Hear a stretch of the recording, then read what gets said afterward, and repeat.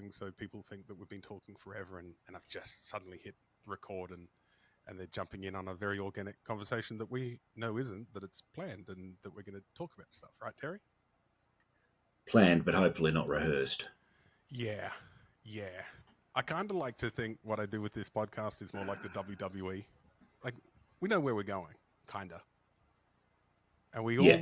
we almost know how we're going to get there. But it's going to be a surprise. So, Look out for the chair. He's bleeding profusely from a wound. Oh, God. Oh, man.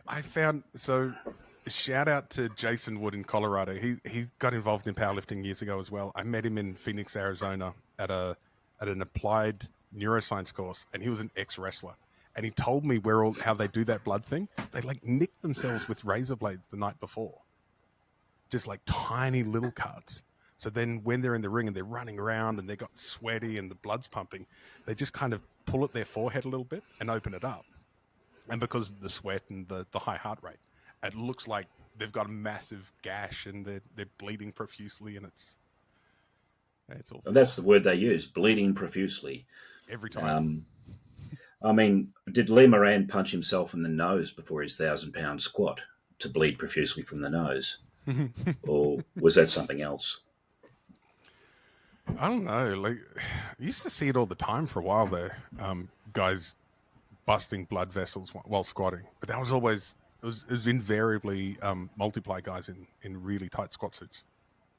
Or Henry Day just headbutting the bar until he bleeds. Right. I've seen Henry do that. Well, we had a guy in Powerlifting Australia, Garish Shankar, that used to do that. He used to look like a unicorn by the end of the meet. Scotty Richardson did it too. He used to train under old John Paddo. Right. Back in the 90s. And he was an aggressive 90-kilo lifter. 300 plus squat, 300 deadlift, pretty good bench. A cop as well. So, you wouldn't tangle with him, and he'd come out and he'd headbutt the bar, and there was blood on his face. I think that was the 91 state championships. Right, spectacular. It's that spectacle's largely gone. We're all so civilized now. It's a different spectacle now, isn't it? It's just a different type. Like what do you think about the headbutting the bar? Because it always made, as a referee, every time I saw it, I would laugh. I think it's hilarious. And I always think, why the hell are you doing that? That can't help, surely. Look, I don't know. I've been known to punch a wall or do something like that. I actually have a funny tale there. When we were running the Nationals, I think it was 21, 22, COVID was on, and so it was held. That was PA, yeah. PA one. Yeah, and so it was held multi-venue because no one was allowed to travel. And on this occasion, SIA actually rocked up. This chapter of the Nationals had been run on 2 separate days. There was a bench-only day and there was a 3-lift day. On the bench-only day, it was run at the pit, at the muscle pit. And SIA actually showed up. And I thought, oh, good, this is my chance to get drug tested. Tested Federation should test. So I put it on. I put on all of the stereotypical steroid-using behaviour that that you hear about. And I was stomping around and I was yelling and shouting. And of course, what do you know? They call you over afterwards and they tested me. Yay! It's sort of like, I really wanted to do the test just to see what it was like these days. Someone can look at your willy while you fill up a cup and decant it into 2 jars and sign the paperwork. Yeah. How long did? Let's talk about the drug testing experience, because not everyone gets drug tested in their powerlifting career. I got drug tested a lot, like often at home when I traveled in Perth. There was a running joke for a while that when Paul McManus wanted to make sure SIA or ASADA back in those days would turn up, would put my name on the start list. Would put me in as an entrant, and then they'll turn up. I was like, oh, cool, this is really great. But it always kind of fascinated me what kind of people get into being chaperones and drug testers, because it's an intimate experience, isn't it? Did they do bloods or just piss? I would sometimes both. Yeah. I'd get blood Oh, draws some days, but like always urine. Sometimes both. yeah. The blood thing is I'm freaked out by anything going into a vein. Oh, really? I absolutely. I just about pass out when someone puts something in my vein. Hmm. You could chop my arm off and it'd be fine, but if you put the minute someone puts a pick in my vein, oh my god, I feel like my life is draining from me. Really? It's oh yeah, it's so much so. I used to drive a lot during my work as a geologist, and I was driving that boring stretch of road at night between Paynes Find and Magnet, and it's a Oh soulless gosh. trip. So you're There's listening to the nothing there, is there? wireless. Yeah. There's nothing there. You're listening to the wireless. Generational thing here. A wireless is a radio in a car, in your motor car, and Was you're it a listening to the jalopy? ABC. No, no. And there's this show on there. There's it's one of their current affairs programs, and they're discussing drug users, and then they go through a description of somebody sticking a rusty needle into their vein. I had to pull over on the side of the road, get out and lie on my back on the warm road, next to the warm road to recover. I couldn't continue because I could feel the texture of that rusty needle going into a vein, and you're sort of like, oh my god, the blood drained from my face, and I was like a whippet on the side of the road. Yeah, so thank heavens they haven't come around to my house and put a pick into me yet, but the time's going to come one day. I always had them down. One of my testing windows was I'd always put a 6 a.m. because I would wake up at 6 a.m. and then if a SATA were there at 6 a.m. I could give them a sample really quickly because first thing I do in the morning is take a piss, right? So I hear one morning I'm rolling out of bed and I can hear people walking down the driveway at my old house, and so I look out the window and I see 3 people. I'm going, oh, cool! They brought the nurse this time. They're going to want blood. So I open the door and I go, hey, you want to just like punch me in the kidneys and I could do 2 for 1? No, but I thought that was like my best joke for that time of the day. Nobody laughed. So insensitive, Terry. So insensitive. Yeah, what do you have? Some old ex-matron there taking your sample or something? Or Yeah, who was that? That one. It was the same. It was always. I had the same chaperone. This guy a lot. He was quite helpful. Taught me a lot of tricks to like putting ice packs on top of my feet to make me go quicker. That was a cool one. Because some mornings I had 2.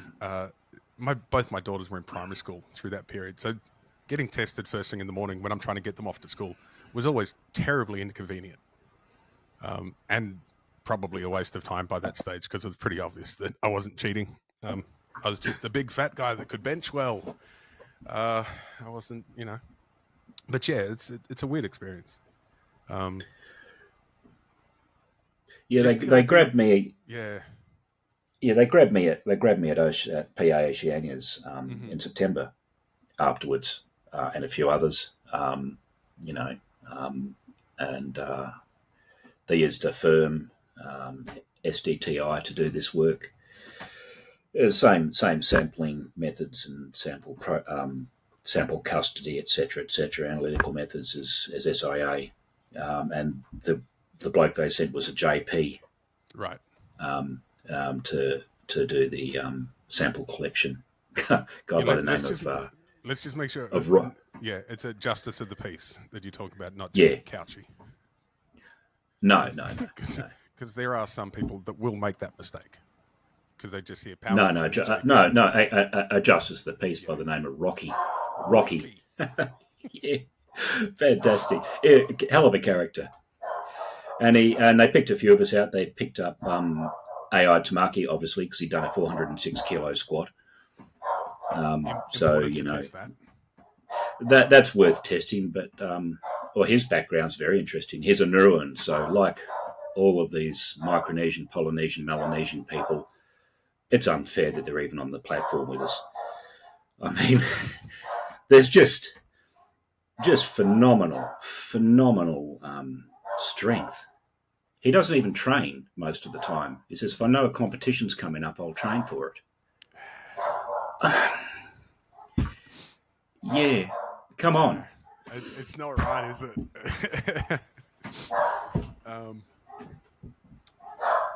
Paul McManus and I were talking about that recently, that in our time, we're always really happy that great athletes didn't come into powerlifting. Like the really, really top level genetics don't normally find their way to powerlifting, but with Nauruans and Polynesians, you know, at Oceanias, you're going, you guys are finding the sport and making it look far too easy for guys like us that have to really slog to get anywhere.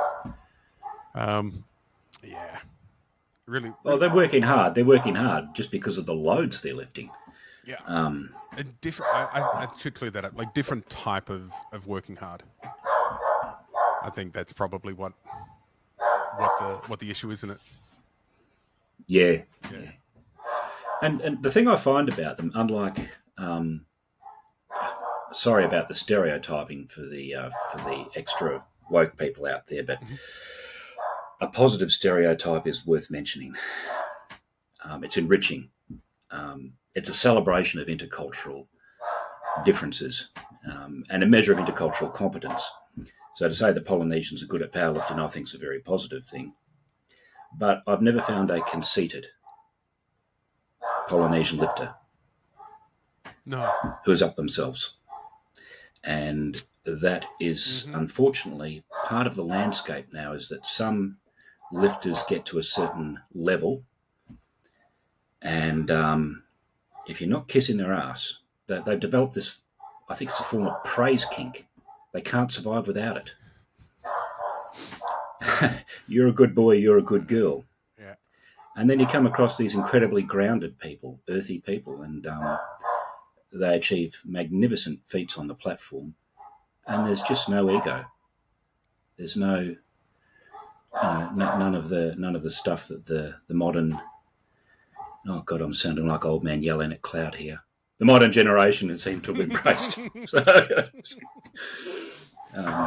there anyone that, when you're offering that stereotype, is there somebody that you have in mind that instantly springs to mind to go, that's the kind of person I'm describing?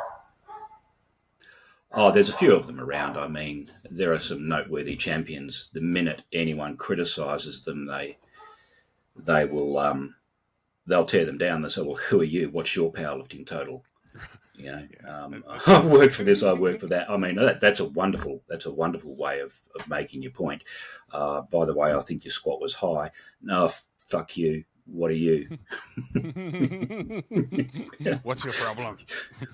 Yeah, I know. You got to laugh though. I suppose we're all pretty special if we're doing this activity in the first place. Right. Yeah. What about a positive example of the humility, the lack of conceit? Positive example. Well, the entire Nauruan crew at the recent PA Oceanias, WP Oceanias, Natalie Lalai. I had her in mind. I'm going, I hope he says Nat, because of course. Wow, what a woman! Yeah. Everything about the way she approaches lifting and just quality. Yeah. Yeah. I've only met her a couple of times in the flesh in my brief time with APU. No, I saw her on the Instas and everything like that, and I thought, what the hell? Right. Are you serious? It was a couple of months postpartum and doing 240 on the squat, and come on, man. and then that deadlift, and she's just wonderful, and really nice person. But the others who I've seen I haven't met them in person, but from their online presence, Carlina, she seems like a really grounded and wonderful ambassador for the sport, and there's plenty of them out there. And I think we should hold them, as the standard for behaviour. That's what we should aspire to be. We should be like these people, remaining grounded, achieving massive things on the platform, and you don't hear them saying unkind things about others. Yeah, my generation of Oceania lifters, we all look to Ruben Simanu for that. Okay. He was our guy. He was like Ruben was at his best, was almost untouchable. Just an incredible man. Um, the kind of guy that you'd look at, and if he got a little bit mad, you'd go, "Wow, guys, you want to clear the room? Don't ever mess with this guy." But I've never met a more gentle soul in my life. It was incredible. Um, the first time the first time I ever beat him was back in 2010, and on my third attempt, he was more fired up for my 300 attempt than I was. Like he got more joy out of me beating him than I did. It was incredible. And so that for me was like that's how a champion acts. Is if you want to look at how a champion does it, you go look at Ruben Simanu, model yourself off that guy. And I think he had mentors like Derek and Wayne Pomana in New Zealand as well. So if you've ever heard of those champions, you get this line that comes through the sport. Yeah. So you say he was hyped up and pumped to see you perform. How did you feel on the platform? Did you feel that you were really in the zone when you were on the platform, or did you get more of a kick out of, saying, being on platform crew or being around and watching other people perform? Oh, that's a good question. So obviously I'd like to talk about flow a lot. All of my peak flow experiences are on the platform. The most I ever felt like me was under a bar on a platform, and it just with the chaoticness of it, like the noise of the crowd, the lights, the music, and literally I'm thinking about the Arnold Classic here when I say this, like that atmosphere. I felt the most me that I ever felt. When you were in that special place, if you looked out beyond the platform, could you recognise faces? Mm. Yep, You could. great detail. Yeah, Wow. I've told the So you story. have vivid memories. You have vivid memories Vivid. of the Yep, high resolution recollection. graphic detail. Wow, Yeah, that's amazing. yeah. So That's amazing. that's the flow experience. Yeah. But at the time, you won't be aware that there's no awareness at the time. You're just deep locked into the zone. But I have some of the most vivid memories of squats that I've done around the world, or bench presses, or the only deadlifts I really remember are the ones that went wrong. I don't have many positive deadlift stories, but I do have that one from sort of 2012. But yeah, they're just, yeah. If I want to recall a really positive memory ever, they're easy go-tos for me. Yeah. I don't see anything beyond the bar. Yeah, right. It's a different thing, and I still feel like it's a wonderful experience, but everything's sort of just fuzzy beyond the limits of the platform and where the lights are. I know I've told this story on the podcast before. I remember in 2012 we had the very first Pacific Invitational, and the big lifters that day were myself, Brad Gillingham, Tony Harris, Stephen Pritchard, Matt Middleton. And I remember walking out for my second attempt squat, and I walked it out, back, my really tight 2-step walkout, and I looked up above the chief referee, his gaze, to just sort of find a spot in the crowd to focus on while I squat, and I saw Sean Bostock. I'm like, oh, cool, Bostock's here today. I better be good. So I have details like that all the time, but they were never No, distracting. They were always. It just felt like this big comforting experience where I was really connected to everything going on. I find the most fulfilling experiences is when I'm on platform crew because I get to see it all. I get to see everything, Interesting. and that for me, I get much more fulfillment and reward from being on a platform crew, spotting and loading. Even though I've got real problems with my short-term memory and remembering numbers, because of my head injury, but it feels good. It feels a privilege to be responsible for people's safety You get to see them. You get to see so much more. You get to see the referees' interactions. You get to see all of the technical parts. You get to see the people coming and leaving. The the organism that's around them, the organism of powerlifting, and it's just sort of like, if I've got an opportunity to be on a platform crew, yeah, hell yeah, it's awesome. It's awesome. You don't want someone like Corey or Henry on the other side though when it's deadlifts, because it's a race then. So who can get the plates on the bar first and then go, yep. Do you think it becomes a flow experience for you on a platform crew? Like I would say so. Yeah. Do you get the time dilation? Yeah. It's quite something. Yeah. I love this. After all this time, I'm seeing a slightly different perspective of what people get from powerlifting.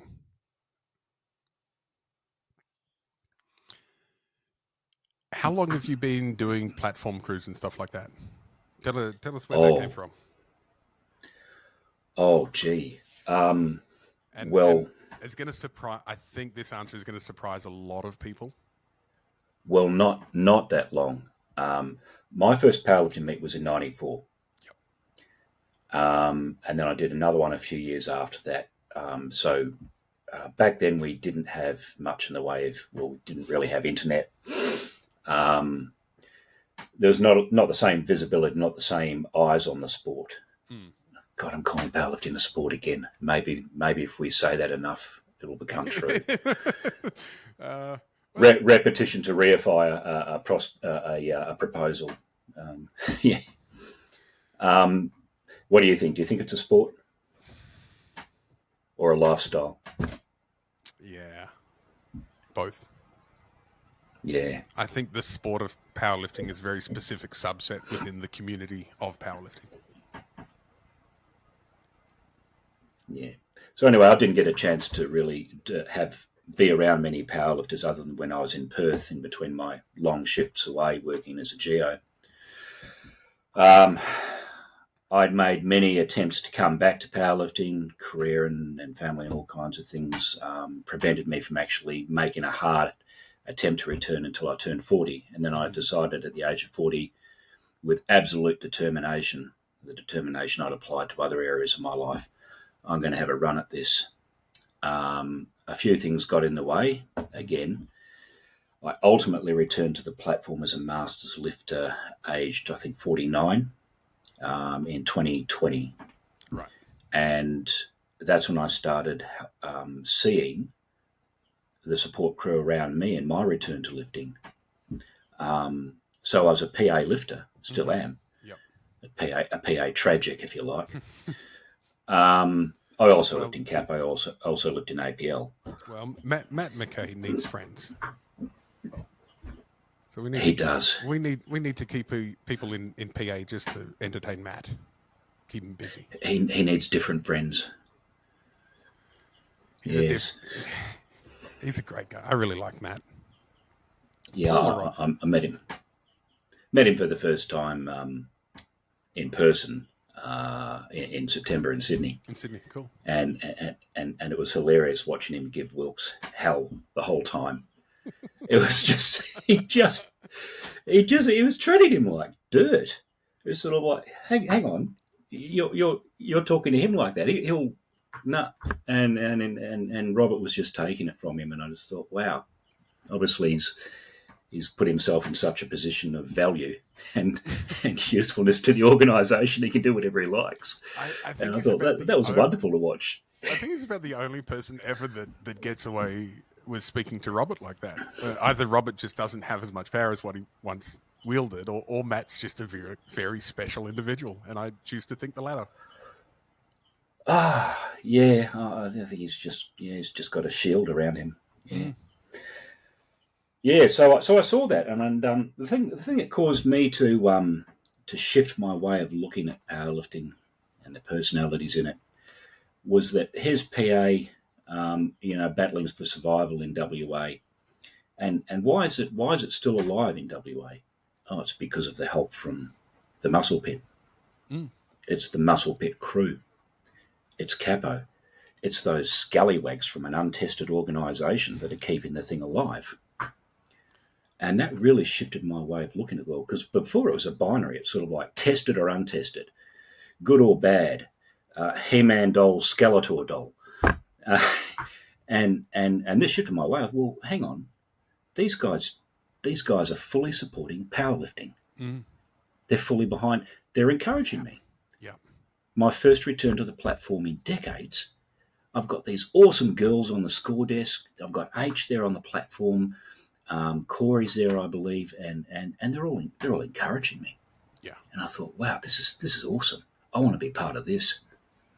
I want to be on the platform crew as well one day. And so I started doing, when I can, I'll go and help out and set up and pack down and all that stuff. That's the hidden part of the experience.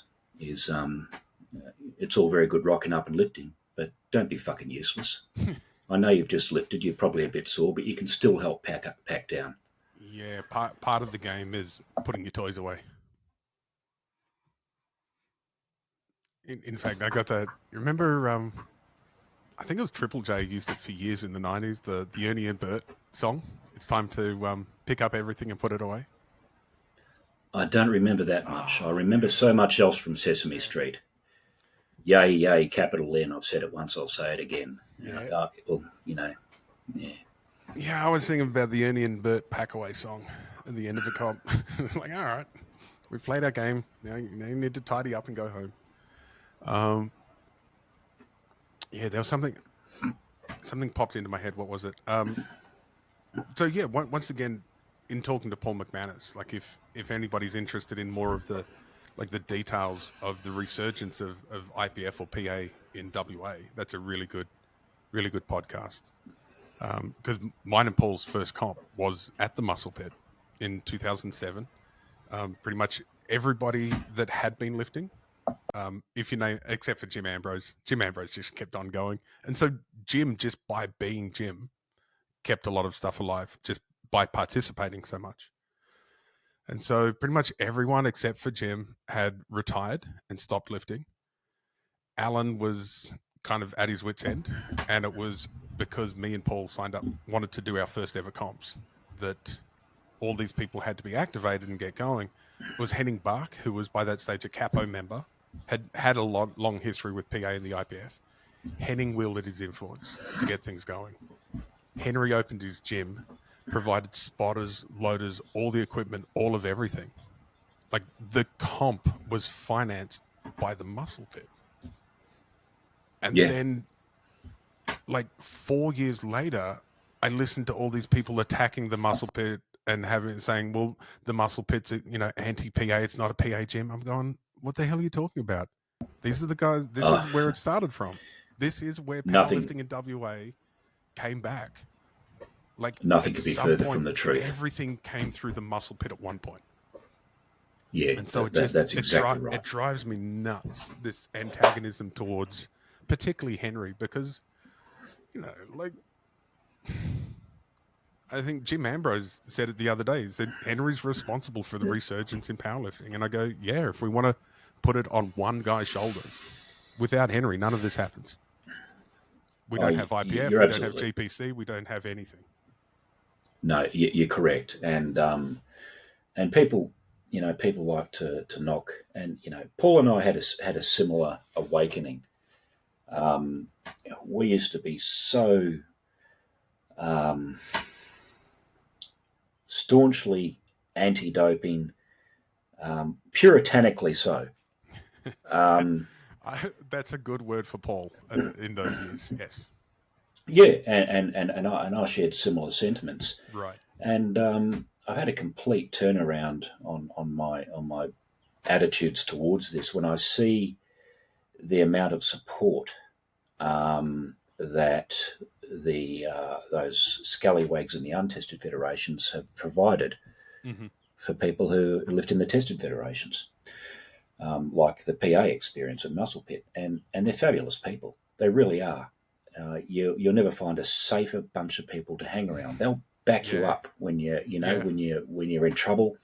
They'll be the first one to pick up the phone if they think something's not quite right, and talk to you. Yeah, I've just it's an experience that I've never had before. So being able to be part of this little crew has been wonderful. Yeah, I bet. I bet. Do you mind if can I share with you the experience around my stroke with the muscle pit? Because these Yeah, go boys are ahead. new. Yeah. So obviously, like end of 2016, I have 5 strokes, really close to being dead. Spent a whole bunch of time in hospital and come out. When I was in hospital, I got lots and lots of visitors. Henry came in on the last day that I was in hospital and apologized for not getting there quicker, which I just thought was ridiculous. Like Henry doesn't need to apologize. Like the fact that he came and saw me was amazing. He had been in New Zealand with his family the whole time. That's why he hadn't come to hospital. Like he literally, when he got back in the country, one of the first things he did was come check on me, and I just thought that was immense. That was incredible. I think my first visitor was Stephen Ramsey, right? Awful capo Okay. guy, right? Terrible, terrible people, right?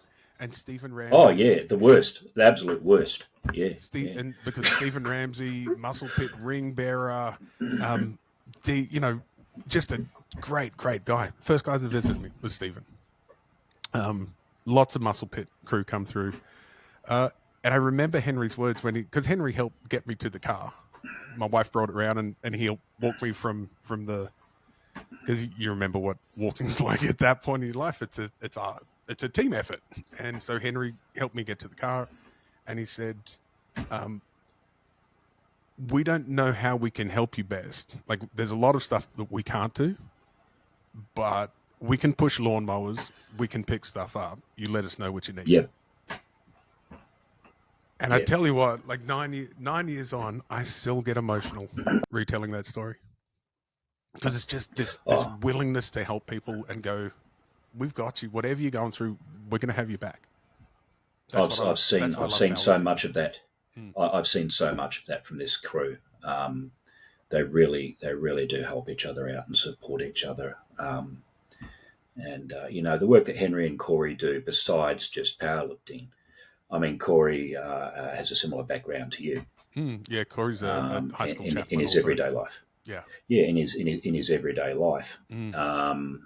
And he's an incredibly swole, jacked and tan looking individual at the moment. Very Isn't attractive he? man. Oh, dude, Yeah, last time I saw him, his veins on his biceps look like they have veins. Like he's so jacked right now. It's awesome. yeah. But between the two of them, their client base includes some hard to reach people. Mm. Yep. Okay. Um, Sorry, just got to turn this phone off.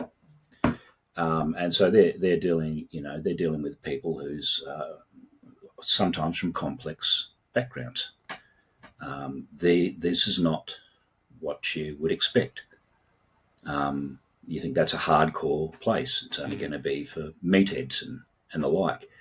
It's just No way. It's an incredibly inclusive place, a nourishing place. It really is. yep. Yeah.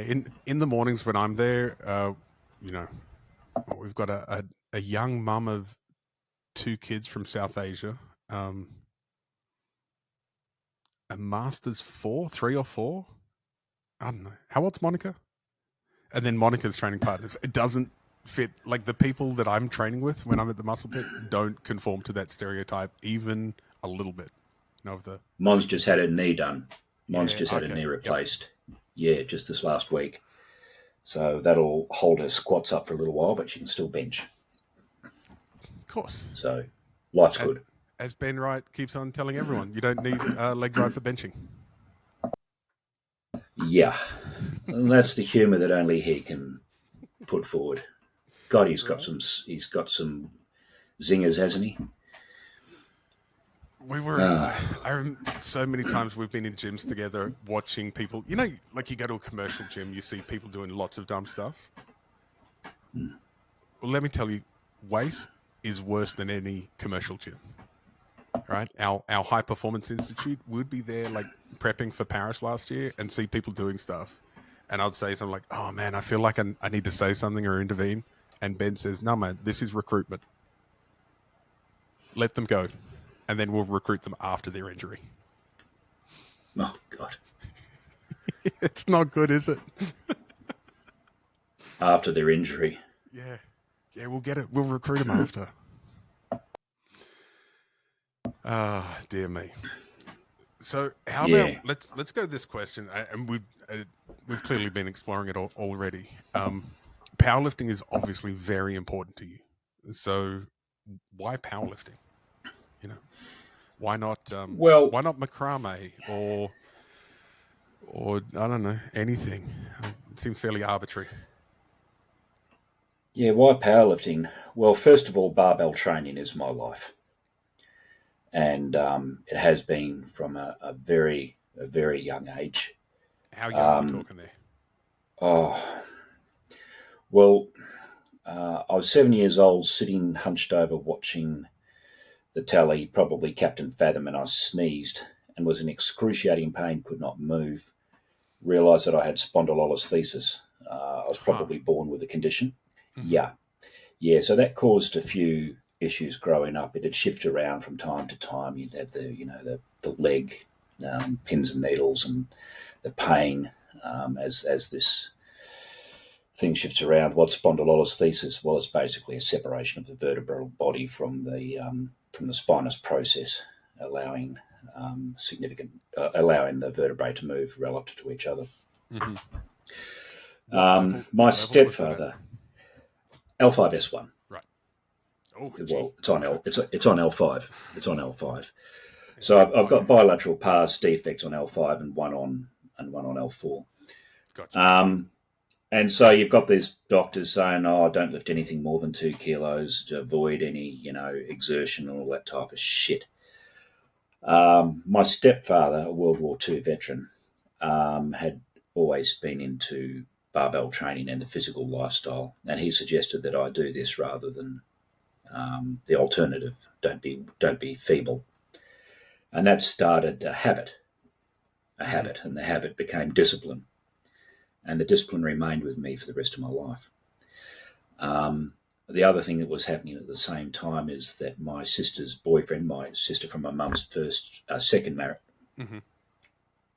marriage, 10 years older than me, her boyfriend and later husband had every edition of Flex and Muscle and Fitness magazine. Now we're talking. I know. Yeah, here we go. Yeah.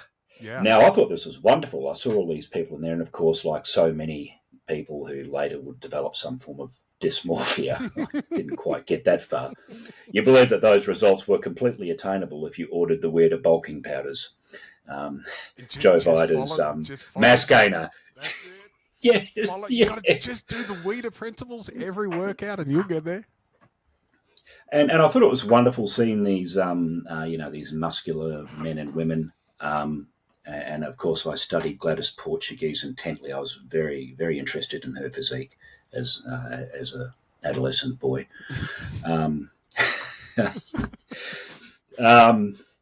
But the thing that I noticed the most was how many plates were on the bar. And you'd read the stories, and a lot of these people had powerlifting backgrounds or similar backgrounds. Mm-hmm. Every now and then they'd run an article on Fred Hatfield or Ted Arcidi, and there'd be Ted Arcidi doing a behind-the-neck press with 200 kilos. And you're going, wow. Goodness. Can you and you go, because that's interesting. There are people that have never heard of Ted Arcidi. Can you just quickly fill them in? Like, who was Ted Arcidi? Oh, Ted Arcidi now. Well, the last time I saw him, he was acting in an episode of Law and Order. He also had a brief stint in WWE. That's where I first saw him. He was the first official 705-pound bench press. Yes. Now, I don't know whether that was with or without a single ply shirt, which wouldn't have been worth a shit in those days. But he was just a massively powerful man. Never mind, you read the rest of the article and he goes, "Oh, I can also squat 800 pounds." And, and I remember the story. I think Jeff Everson wrote the story, Corey Everson. Oh, Corey's husband. Late husband. And there was incredulity. People go, "Oh, 800 pounds, is that heavy?" Yeah, he could also squat 800 pounds, but of course he had this monstrous bench press, and some of the stuff that he was doing was just out of this world. There's a picture of him there doing a behind the neck press. I forget who the training partner was. It might have been Matt Meadenhall, the guy who should have played He-Man in Masters of the Universe. Yeah. A few people would disagree.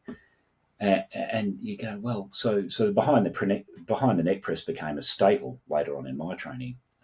It's a diabolical exercise for your shoulders, but if you can do them, they're very effective. I was going to say they're awesome for about 0.1% of the population, and that's the people who are strong enough to actually do it.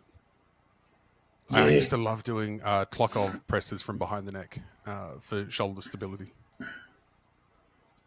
Yeah. You got to do some form of overhead. Something.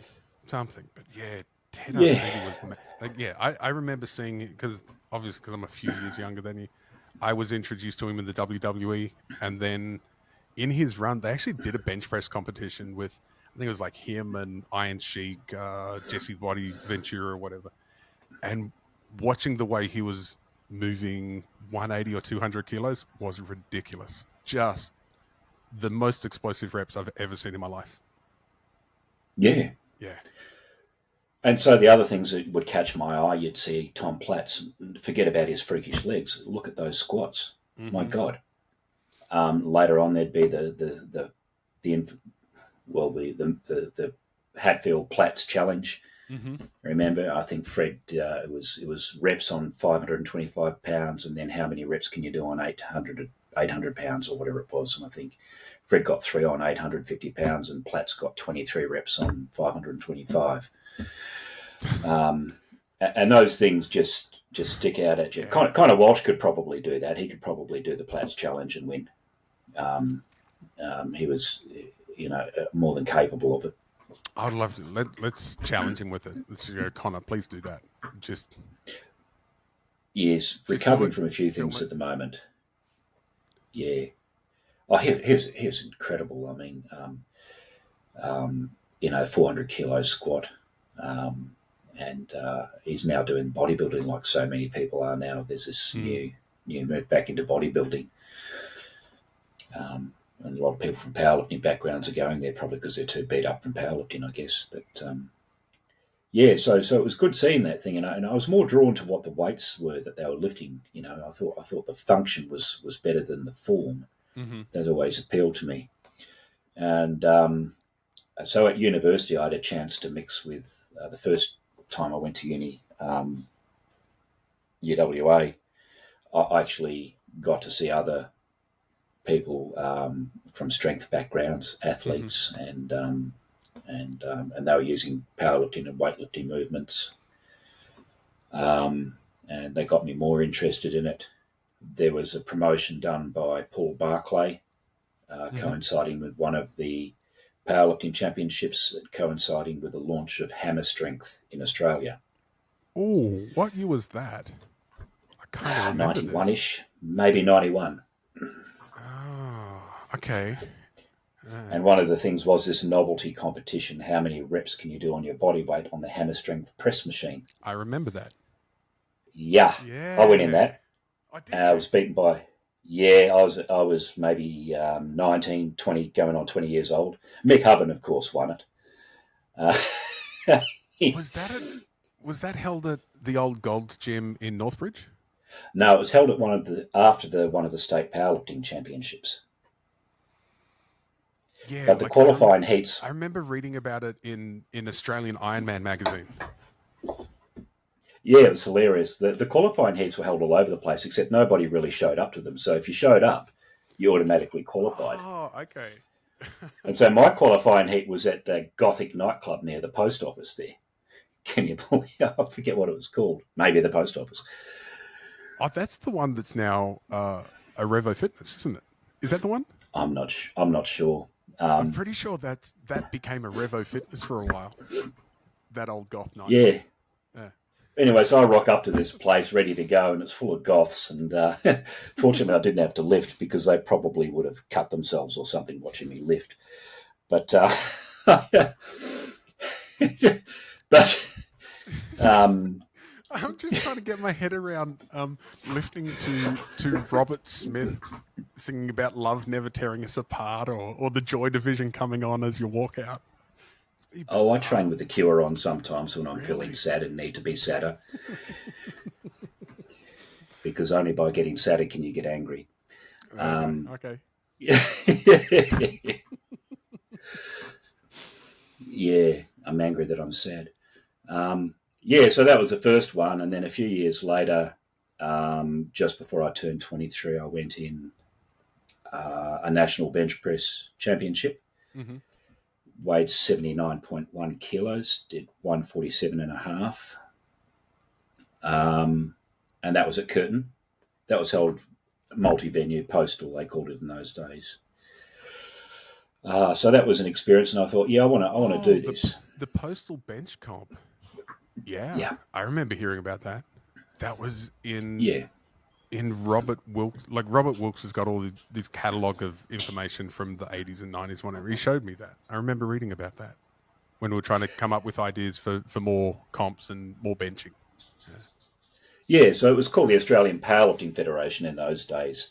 And this was not long after the handover to new direction in Western Australia. It was the Kevin Beverley era. Kevin Beverley. Okay. Yeah, so there was a big change when Kevin Beverley took over. Let's just say compliance increased. Okay. On the things that an IPF affiliate's meant to be doing. So compliance increased. So did that result in lower participation? No, I wouldn't say so. Okay. Well, actually, I don't really know, because I would do that and then get in my car or get on a plane and go back to the bush. Right. And have no idea what was happening in powerlifting until the next time I come back to Perth. Because, of course, with no internet, there's no way of knowing, is there? No, and you might get a newsletter every now and then in the mail, and and learn about something, and so you'd come down. I'd go to Curtin because that's where I heard the powerlifters hung out. Mm-hmm. Yep. Met the people like Al and the late Jack Rowley and Aaron Wolf and a few of the others. Who else was lifting a Curtin back in those days? Oh, well, yeah, Aaron Wolf, Jack Rowley, the Rego brothers. Right. Yep. Well, I think they dropped in every now and then. They were certainly competing. The meets were commonly held at Curtin. Yep. They had some meets there. And of course, Al is the surviving member from those days. He continues on. He is PA in Perth. How old was Alan when you met him? Alan Screeney, we're talking about, of course. Well, I was in my mid-20s, early to mid-20s. Mm-hmm. Al is at least 10 to 15 years older than 10 years older than me, so he was in his 30s. Right. Now, he's been in so many competitions, and he's always been around the same body weight, always around the 82.5, consistent body weight. Mm. Never really got fat or bloated. And I do remember his deadlifts back in those days. I was watching him deadlift, and I thought, there's no way you're going to last. His deadlift form was this rounded over, struggling looking deadlift. Of course, his form's impeccable now, but back then I thought, oh my God. But he's still deadlifting, and he's still lifting, and he's still doing powerlifting. So, pretty resilient fellow. Yeah. And then, after a few years working away, I had a chance to land myself a mine site-based job, which actually meant that I could have decent food and more consistent training than chasing a drill rig around with an Olympic barbell and a pair of stands on the back of my ute. Parking two Land Cruisers together to dip between the trays. So that's how you were training out. Like, you were out sort of Pilbara desert regions, right? Oh, all around. Yeah, goldfields, Pilbara, everywhere. and a lot of it was drive in, drive out, so I could take my equipment. But if it wasn't, you'd find something. You'd find a 6 metre drill rod that they're a few hundred kilos, or some excavator bucket teeth, and tie them around your waist and dip between the trays of 2 Land Cruisers. All that type of stuff. You just keep training, you keep lifting, with the hope that one day you'll be able to do a powerlifting meet. Yeah, I think I believe a lot of younger lifters these days would be blown away with, and even strongman, because like we were always making our own equipment for years. Like equipment just didn't exist, and especially if you're remote, you just made stuff up, and it looked like some weird hybrid between calisthenics, strongman, and powerlifting. That probably you pulled from a Rocky movie at some point. Well, and everyone thought you were a weirdo doing this type of stuff too. Yeah.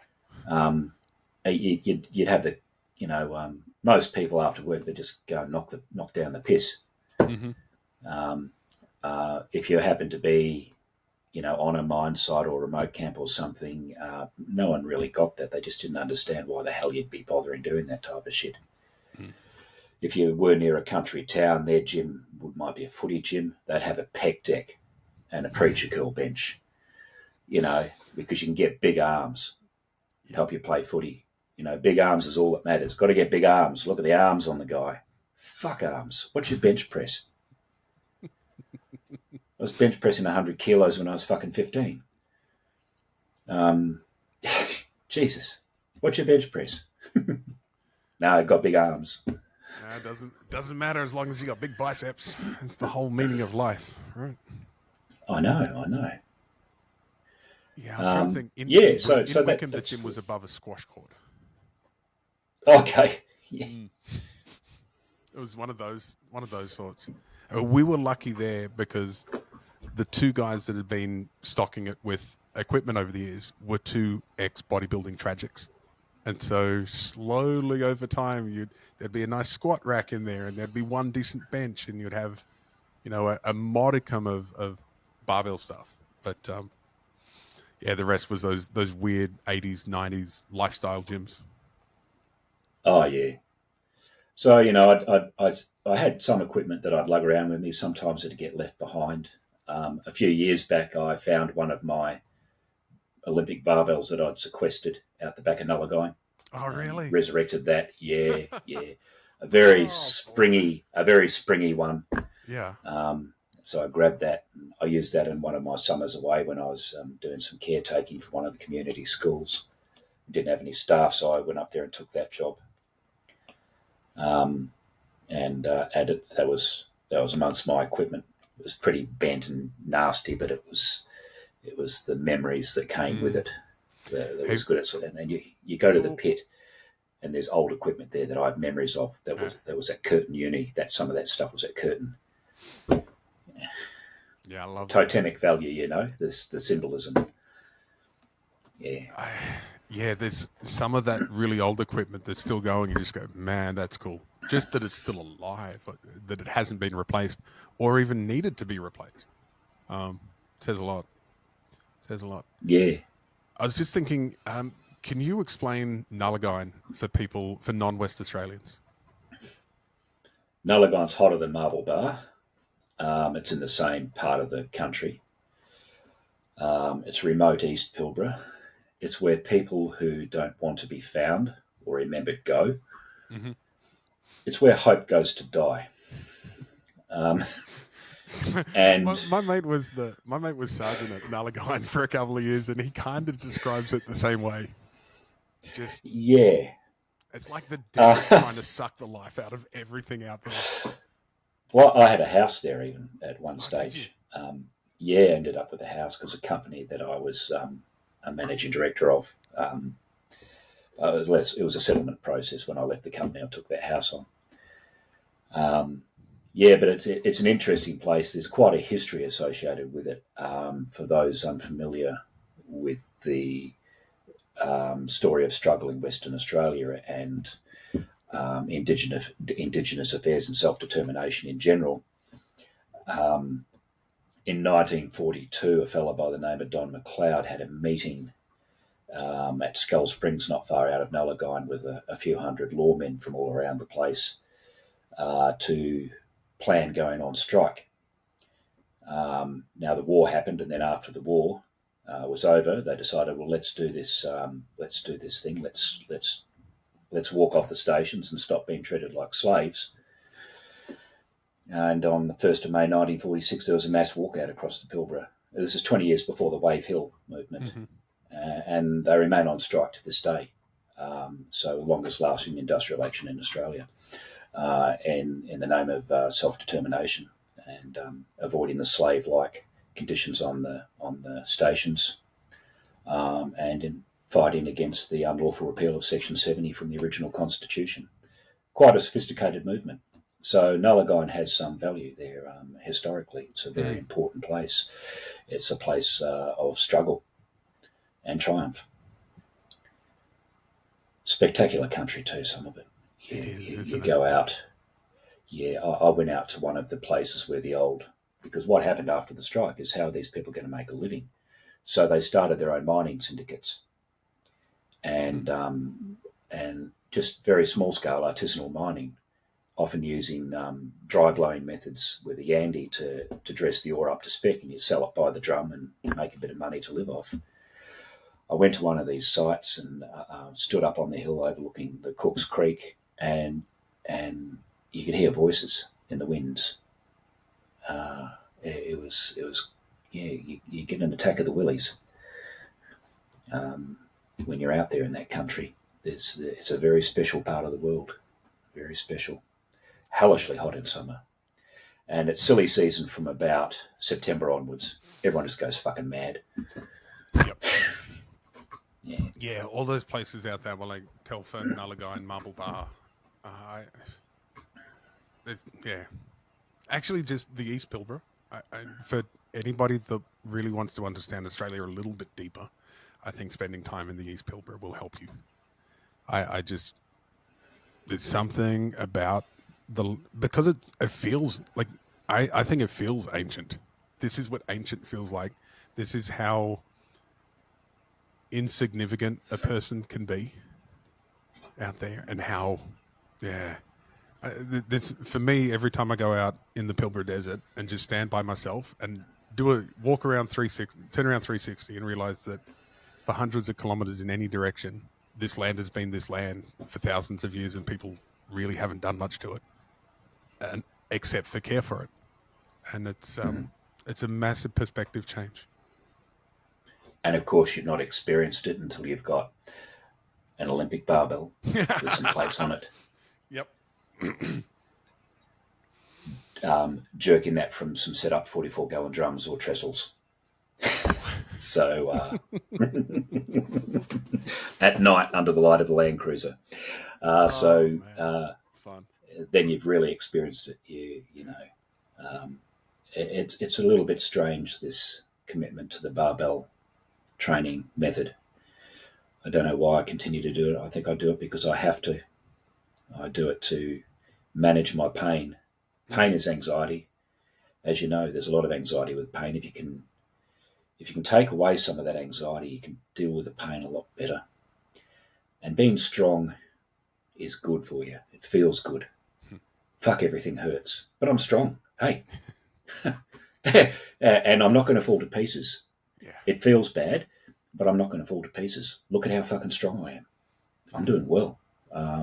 And building this muscle tissue, the increase in my bone density as a result of a life of load-bearing activity is better than being sedentary. It's so good for you. I really had no other choice. And so in 2015, on December 16, I'm reciting dates like the Terminator's reciting 2:14 a.m. on August 27, 1997, Skynet became self-aware. Well, I became more aware of myself on December 16, 2015, when I had a prang on a quad bike. Mm-hmm. And the quad bike came down on top of me with all of its 500 pounds, fracturing and dislocating my neck, degloving my skull, and leaving me with a a legacy of additional pain and suffering. Had I not committed to that lifestyle of barbell training, I would be dead. There is no question about it. Yeah, that's where we overlap. 100% overlap. It saved my life. Yep. And it was a shame because I was just about ready to return to the platform. My bench was really good. I was getting back up towards a 180 bench and almost had a squat. And then this fucking thing goes and happens to me. And I'm thinking, you've got to be fucking joking. I've been, I'd worked so hard to, at the age of 40, I said, that's it, I'm going to have a crack. I'm going to train for the next few years, get my lifts up and have a go at this. I probably won't win anything, but I just need to express my strength. I need to have my strength validated. Not that I need others to validate me for lifting weights, but it is nice to have something validated, Yeah. and maybe be part of a community that I lacked at that particular point in my life. So they put me back together. They did an ACDF. They cut me across here, What fused me at C4. ACDF? Okay. The letter C. Let's go into a field of linguistics. I think it's the phonetics part of it.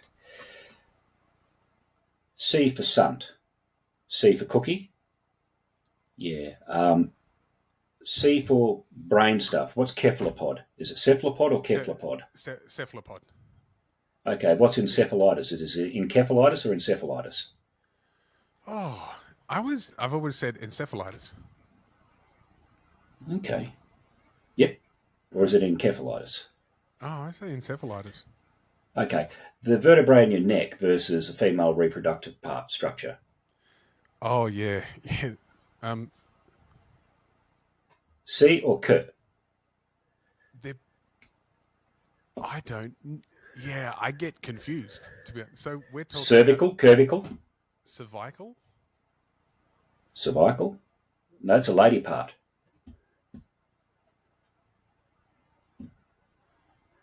Is it? Is it cervical vertebrae or cervical vertebrae? Cervical. Cervical vertebrae. Yeah. Okay, so ACDF. And I'm sure if my anatomy professor ever hears this, she will call me and tell me I'm wrong. So I'm 50-50. Yeah. Well, I say cephalopod because in second year paleontology, our professor said cephalopod. Oh, okay. And cephalopods include modern octopus, the ancient ammonites, and all those types of things. Yeah, I heard it in year 9. I used to get called a squid because I was smart. I don't know why that's a thing. And so our year 9 biology teacher said, well, it's actually cephalopod. Call it cephalopod. Okay. Yeah, so I'm like, I don't know. Like, I'm happy to go either way with it. Like, it was just first hearing. What about people from Wales, Scotland, and Ireland? They're Celts, aren't they? Yes. Unless you're in the soccer team that says a Celtic, which is so wrong. Isn't English wonderful? Bloody awful, isn't it? Yeah. Anyway, ACDF. The C is upper neck. Cervical vertebrae. Yeah. Okay. The anterior is the way they approach it. They cut you across the front, move your esophagus and your trachea out of the way. The discectomy part is where they remove your disc, and the fusion part is the fusion where they take a bit of bone off your hip and stick it in there and put an appliance on the outside up to fuse it back together again. Oh, wow. I had heard about this process before, and I remember my reaction to it before I got injured, before I even contemplated getting injured. And I thought, surely not. People don't do that. I'd rather die. Well, I did. I did actually die. It's a peaceful experience. So they did that, and there's a few side effects associated with it, and recovery factors. Your swallowing and stuff is a bit upset. Your voice changes a bit. In my case, either the injury or the procedure caused atrophy of part of my deltoid and my bicep on my left side, and it's commonly the left side. I think because the surgeon's right-handed and the way they approach doing this, puts a bias. I don't know. That's my Huh. theory. Yeah. And so you end up with this atrophy. And I lost basically abduction in my left shoulder. So your body's a marvelous thing. I learned to lift my shoulder up with my trapezius to get the movement started until I could find a new pathway to getting activity in the deltoid. But to this day, my deltoid and my left arm is, I look like a fiddler crab. You've got this big crab up here.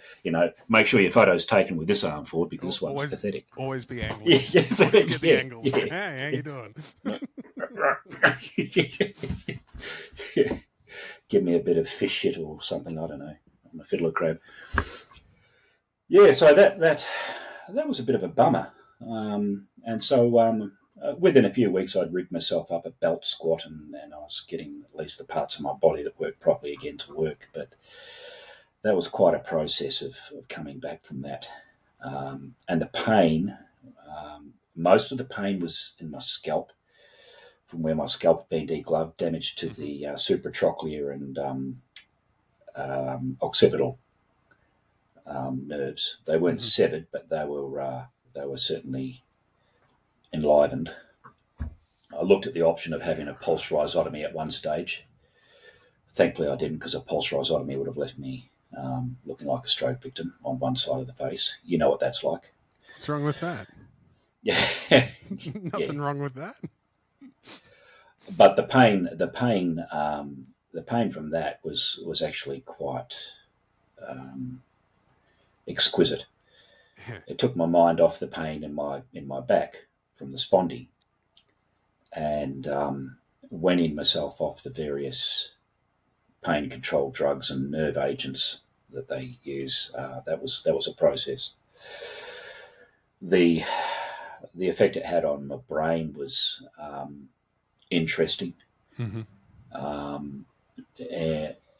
Numbers, being able to recall numbers, I just completely lost that. A string of numbers. I could remember anything else, but not a string of numbers. It's weird, those specific little things, isn't it? I get really messed up when people use non-specific identifiers.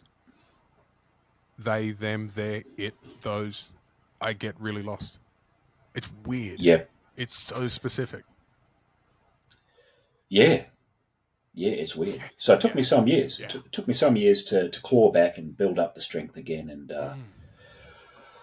have the courage to do that. And ultimately, I was able to return to the platform. But I fucking earned this.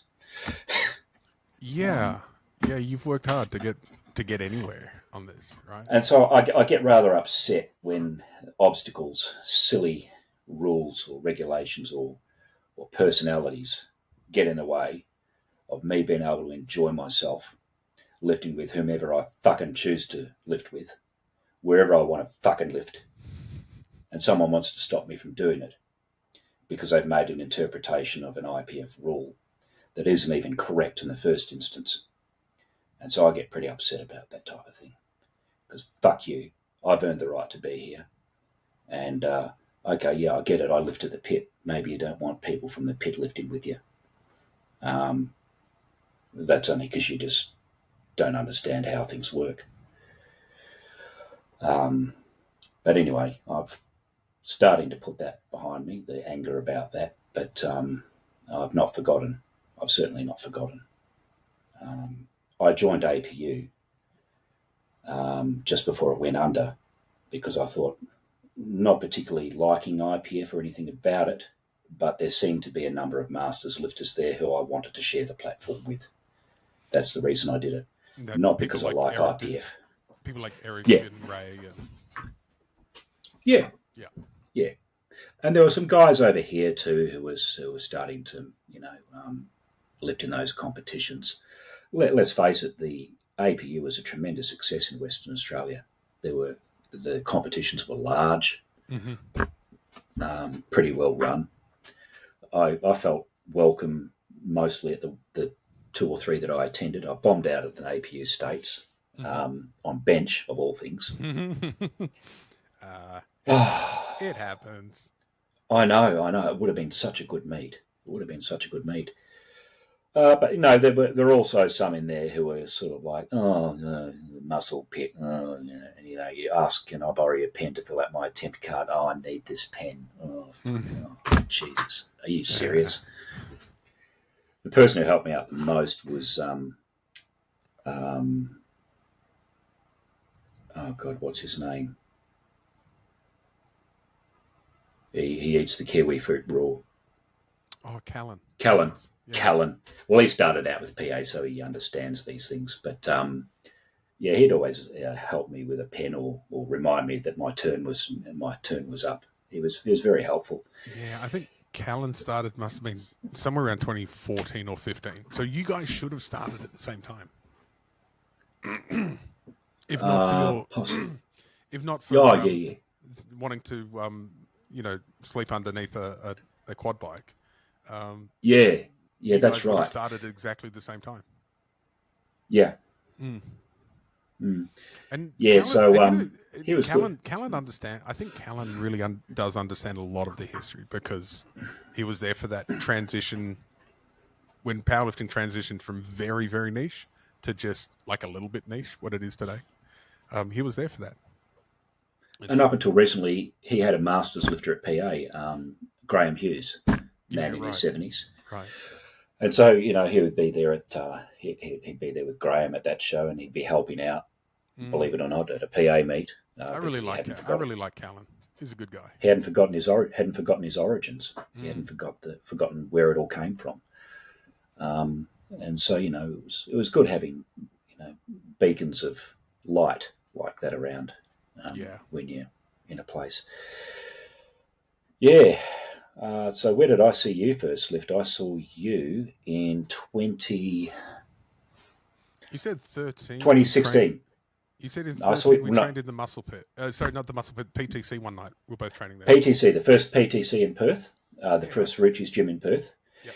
You were there. GPC had just started. And, oh, God, looking at this thing sideways, what do we need another federation for? God, fucking hell. That's what we were all saying too. I know. And lo and behold, it brought eyeballs to powerlifting. Yeah. Didn't it? So I saw you there. You were helping out some client or trying to peddle some wares or something. I don't know, maybe a bench shirt or something. Oh, I think in those days, if I trained at a gym, I would spend half my time training and half my time answering people's questions for free. So you probably watched me somebody saying, why are you doing that for? Or how do you do this? And I would have been going, because of this and this and this. So I've given thousands of hours of training away for free. Yeah. And then I saw you again at 2016, February 2016, just after my crash. I had the big neck brace on, and that was you. I remember you being there. Walking like this. Yeah, you had I think you had a halo still at that time, right? No, I didn't get the halo. They didn't put that on me. Like that neck. The hard brace, the hard one. Yeah. Not the around the head top, but just the. Yeah. No. I was fortunate that the Perth's top orthopedic surgeon was at RP Royal Perth when I had my accident, so he was able to put me straight in. So they didn't have to fix me into a halo. So I had the best help. Great timing. Yeah, good timing. And I saw you there. Guy LePage was lifting. He was a bench press only. Yep. Still is. Good shot putter. I knew Guy. Yeah, javelin. Javelin. That's it. Javelin. So I'd known him for a number of years, and I saw he was benching, and I thought, well, that's a bit of healthy competition. Mm-hmm. You were benching that day, and you bombed out. Yeah, 351 3 times. One of your arms was not working. Not being communicated with properly. Correct. Yeah.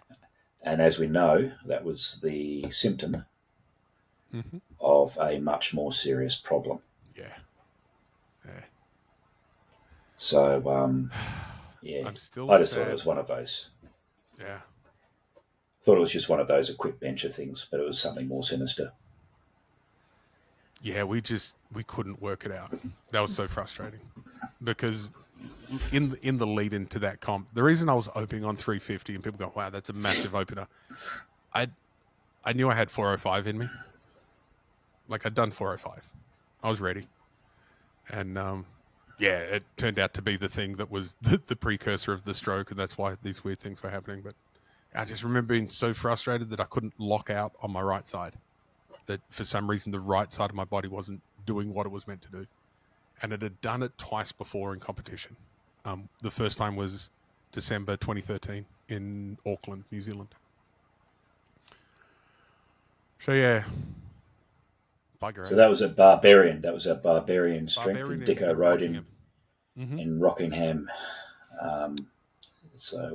Adam Herpapa, he's at House of Pain Yep, now. So he's a relic from those days. he was there. Adam Yep. Jones was there. Oh, really? Yep. Okay. Might have been his first comp. I'm not sure. Who else was there that day? Jacob Sofianos was competing with his mentor, Right. Ryan Fredericks. Like a lot of people, there's a few people that are around and very involved today that were there that day. David Harwood was competing. Yep.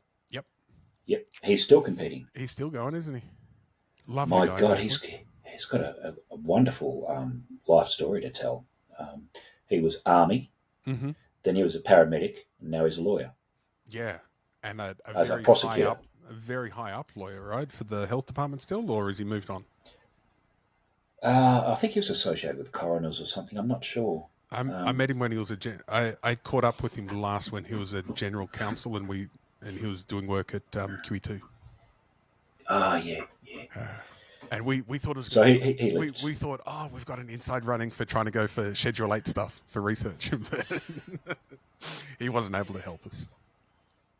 Yeah, so he lifted at PA and he also lifts at Capo. So you'll see him Mm-hmm. rock up to the Fremantle Fishing Boat Harbour for the push pull Yep. in November's. Oh, cool. Looking emaciated as he's probably tried to cut weight. And always been very lean, extremely lean. Yeah. I think he needs to go up a weight class.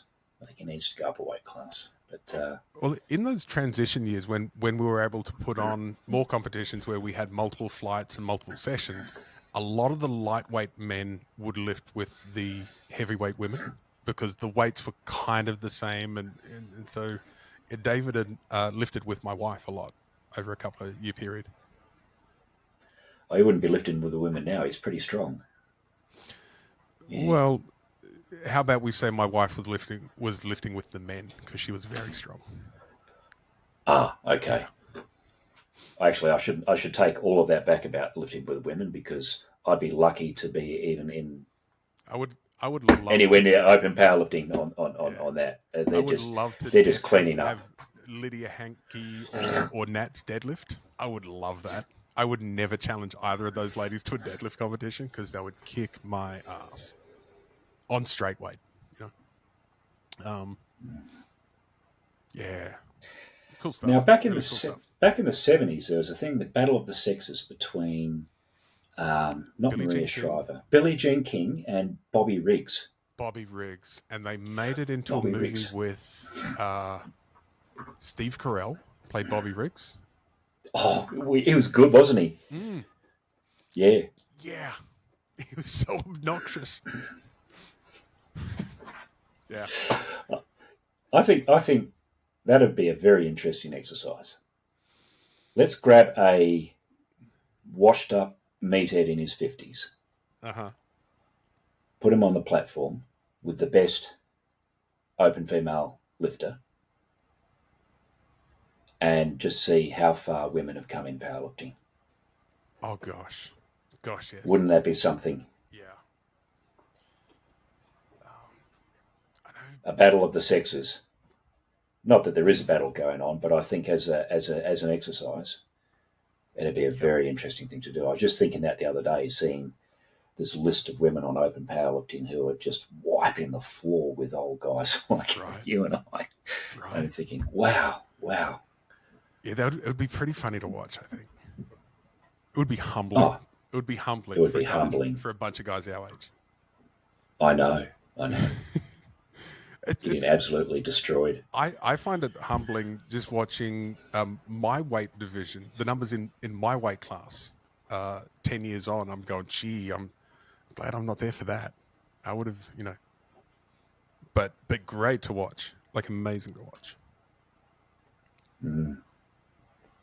So in terms of that question that we started with, why powerlifting? You got a summary? Why powerlifting? Um, well, I guess it's for someone who's trained with a barbell all of his life. It's a form of validation to be able to express that strength Mm-hmm. with your peers, with competent referees, to show that you can perform those lifts and do them competently. Um, why powerlifting nowadays? Well, a succinct answer to that is open powerlifting. My God, what a magnificent innovation that's been!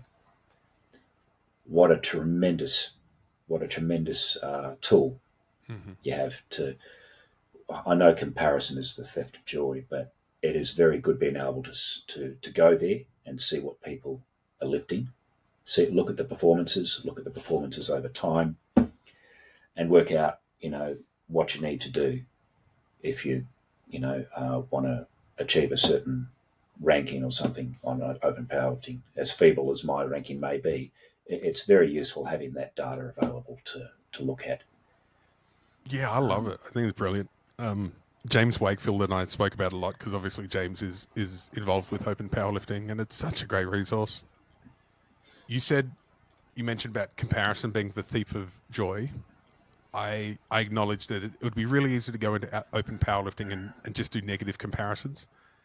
Oh For yeah, me, when I go to open powerlifting now and I put my filters in because I'm just looking for other people that have done what I've done, I find it incredibly connecting yeah, just to find out, oh wow, there's a bunch of people just like me, or there's a few of us that have done this one particular thing, but we're a group. It's not, I'm not on my own. I'm part of something much bigger.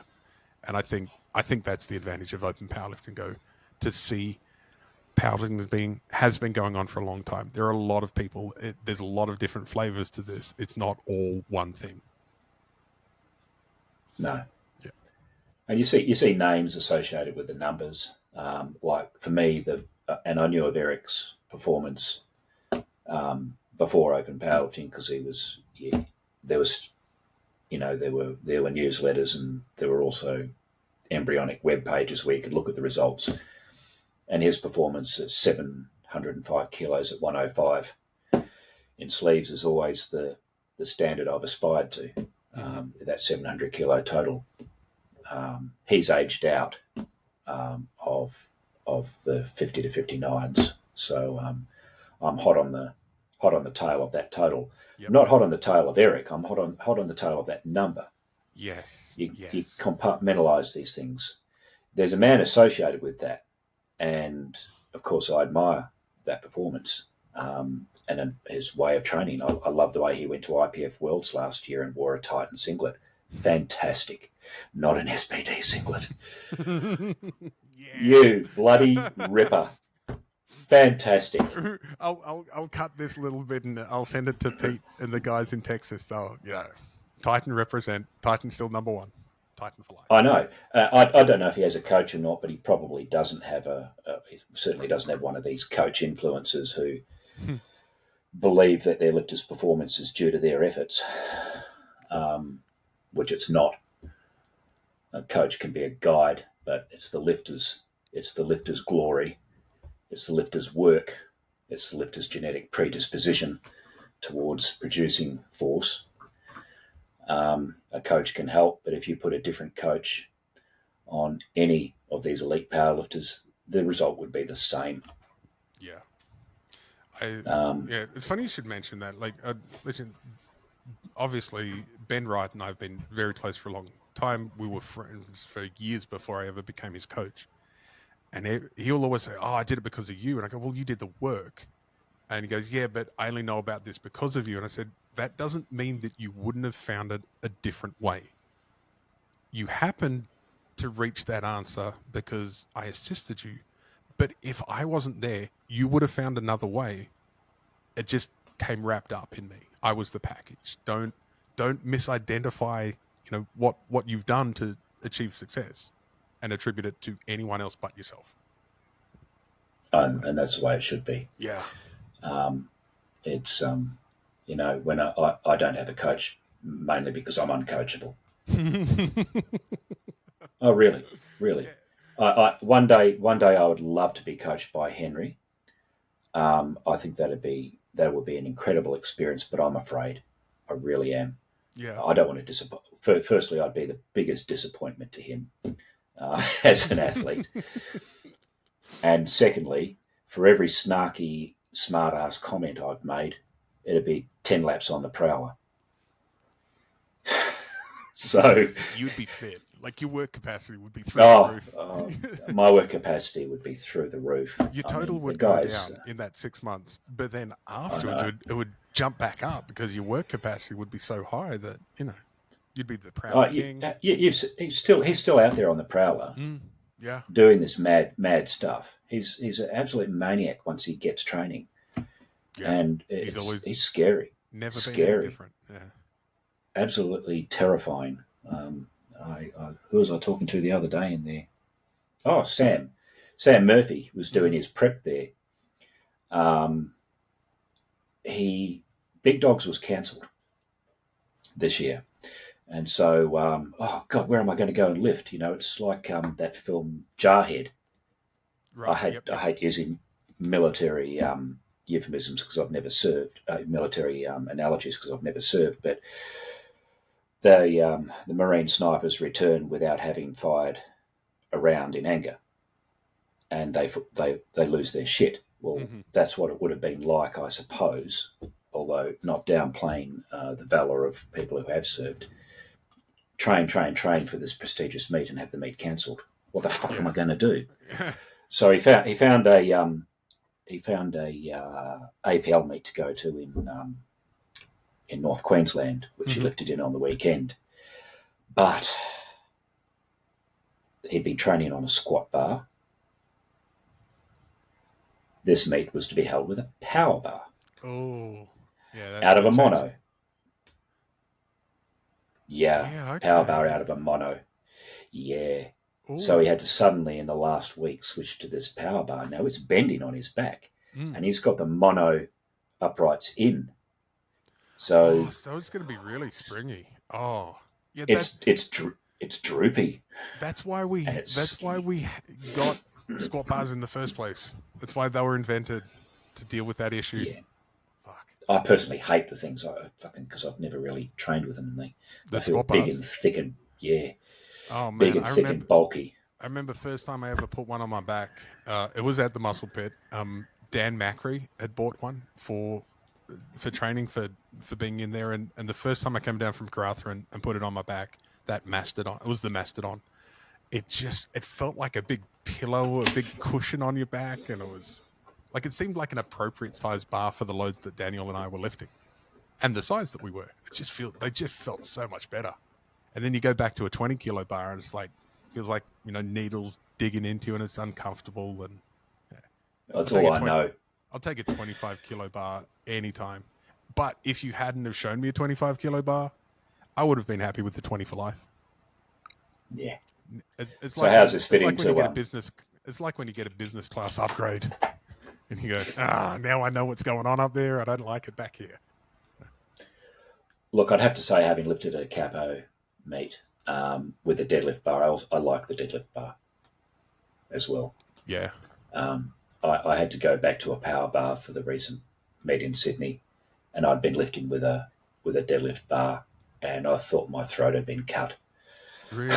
Like, is it that big a difference? It is that dead off the floor. I mean, with what I'm lifting, I'm not quite around the 300 kilo deadlift mark. I will be soon. But I suppose you do notice that it's just a little bit more forgiving off the floor. It's also 27 millimeters, not 29 millimeters. so it fits in your hand a bit easier. Because volume's got a square relationship to the radius, so there's much more metal in your hand than the 2 millimeters difference in radius in diameter would suggest. It's more to hang on to. So I do like the deadlift bars, but a real deadlift. Let's be pure about this. If you're pulling it on a stiff bar, it's worth more than a deadlift pulled on a deadlift bar. I'm happy to go with that. Yeah. Yep. It's different. It moves differently. All right, you've convinced me. I'm going to give those deadlift bars at the Muscle Pit a go. I've never once used a deadlift bar in my life. Worthwhile. And so I still pull out the Eleiko or the whatever to deadlift on. I'm going to give it a go, just see how it feels. I might go full Westside with it and put bands on there too. Bands. Fully experience the whip. Anyway, so back to the equipment. Sam's having to prep on this on this power bar. It was a Samtech power bar at least. So so he's getting the help from Powerlifting Australia to prepare for his meet. That year I used the Samtech plates at a capo meet. Anyway, and Henry's running his prowler session with his disciples in his usual manner. Sam's doing heavy squats, which is pretty impressive. We're looking at H, and he's come back in, and he's in his usual state after doing that. So you do 100 laps on the prowler, and then you put a few hundred kilos on the leg press, and then you go back to the prowler. And I go, Sam, that man really fucking scares me. And Sam's done a 370 kilo squat, and he goes, yeah, he's scary. Yep. But as you know, he's also salt of the earth. He's just wonderful. But the intensity, but the intensity when he does have a go at something is just like nothing you've ever seen. So that's why I'd be afraid to be coached. I'd be afraid to be coached by him, but it would be a great privilege also. Yeah, we worked on my bench together for a couple of years, sort of like 2006, 7, 8, around there. Like he would give me a lot of, like we're just trying to work out shirts at the same time and doing the same stuff. And Henry was incredibly valuable to my lifting career. Incredibly valuable. And more than that, just so supportive. He didn't need to be. I wasn't in his federation. I didn't train at his gym. I didn't live in his city. And he was a massive supporter. That's why, and for me, that's the kind of stuff that kept me in powerlifting and keeps me coming back and go and makes me believe that this really is my tribe and this is where I belong. Yeah. And the pit is really a grounding experience. It's a wonderful place to train, to reflect.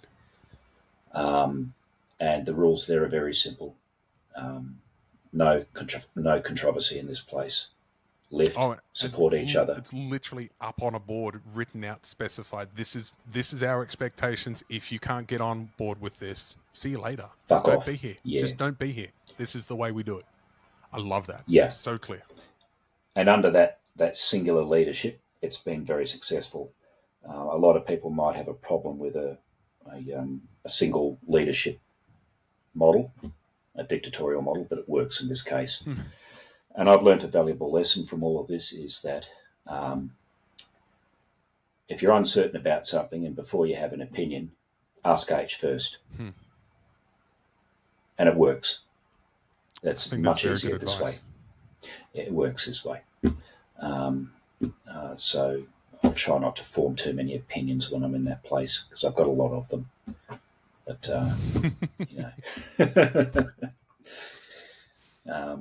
it's worked, and Capo has worked like this because everyone is committed to the same principles. Yep. It is the oldest continuously operational organisation in Australia. Powerlifting Australia has morphed through various forms from Australian Amateur Powerlifting Federation to Powerlifting, Australian Powerlifting Federation, to Powerlifting Australia Inc., to Powerlifting Australia Limited. I've been a member of the most recent three, more or less continuously over the years. And I remember Paul McManus saying to me, comment, wasn't it? I know. I rocked up to Barbarian and he goes, "Oh, you're the longest member to have never lifted." Well, actually, Paul, I did a couple of meets in the 90s. They're only bench meets, so they don't really count. But yeah, I want to get back on the platform one day. So I remember Paul saying that, and Paul told me about it. And I remember asking him, "Who is this guy? Who was he?" And because I still hadn't met you at that point in time. Well, I was afraid to compete because I didn't think my squat and my deadlift were big enough to be noticed, even though I had a bloody good bench. And the best thing about masters powerlifting is, if all you've got to do is survive and hang on to the strength and get weak less slowly. Yeah, that's the game, isn't it? It's a whole different game when you hit masters. It's a whole different game. All those. Some people stay with it. They lift as young men and they lift as old men. I didn't get to lift as much as a young man, but fuck, I'm enjoying this lifting with old men. It's good fun, isn't it? Yeah. And getting cleaned up by a 70-year-old because he's, there's the coefficients favour in APL and in Capo. The McCulloch coefficient will put a strong weighting on age. And so if Jimmy Ambrose rocks up, you're fucked. You're done for. He's also strong. Oh, yeah. He's also strong. Yeah. He hasn't dropped off much over the last 20 years. Like, not that. No, his deadlift is still there. Yeah. What happens in order? I think the first thing to go is the knees and the squat, followed by bench, followed by deadlift. Seems to be something like this. The bench and the squat are closely related because your shoulders are all beat up. Yep. And also the knees aren't great sometimes. We've got a new guy, well, he's not that new, Fred Horsfield from Powerlifting Australia. He lifted in Capo States last year in WA and won. No one had heard of him before outside of Capo. And he rocks up, 70, 71 years old, in a shitty old pair of knee sleeves. He might as well have been wearing socks over his knees. He's always had a good squat at PA. Magnificent squat. He must have done Olympic lifting or something at one stage. And I had the great privilege of handling this man on the day. And he won. He comes out, I think he ended up with a 215 squat. Arse to grass.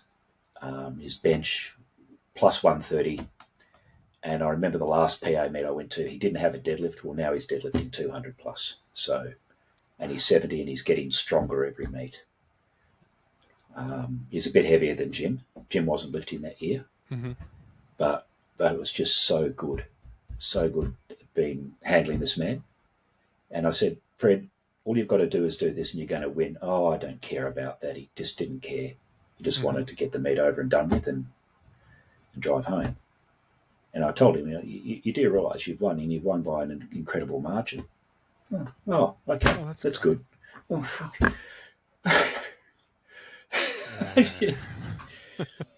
That's awesome. It's so good. Yeah. So good. Yeah, I suppose I better go up to the ceremony. Yeah, get my medal. Yeah. Yeah, I'll take a photo. I'm sure, somebody will want a photo. Fine. Yeah. I love guys like that. I love it. Wow. And so, if you can still be doing that at 70, that's wonderful. It's a lot to look forward to. It is, isn't it? Yeah. And just looking at the time, I really appreciate the amount of time you've given us, especially the fact that it's your birthday today. So, again, happy birthday. I wanted to ask you, have you read Nassim Taleb? No, he's my favorite philosopher economist. He wrote a book called, there's a whole series. He wrote Black Swan, and the one that I love is Anti-Fragile, and I speak about it a lot. And Taleb talks about having 3 levels of involvement. You can have skin in the game. Like, we want people to have skin in the game with powerlifting. And we see a lot of people trying to put skin in the game by making it their career, like they're wanting to make money of it, or there's got a product to sell, they own a gym, they own a coaching business, whatever. That's skin in the game. And so if people don't do well, they don't do well. Mm. I don't think that's you at all. I think you're at the level that I really appreciate with people, that you have soul in the game. That I don't think you can separate yourself from powerlifting. And I love that we have that part of the powerlifting community where it's not about identity or making money or achievements or anything. It's just powerlifting is part of you. Yeah, well, Yeah. it's a fairly simple undertaking, isn't it? Mm. Go up and lift an increasingly heavy weight and try to do more with each attempt, and survive to do another meet. Yeah. Anyway, that's Cool. Yeah. I just stopped it after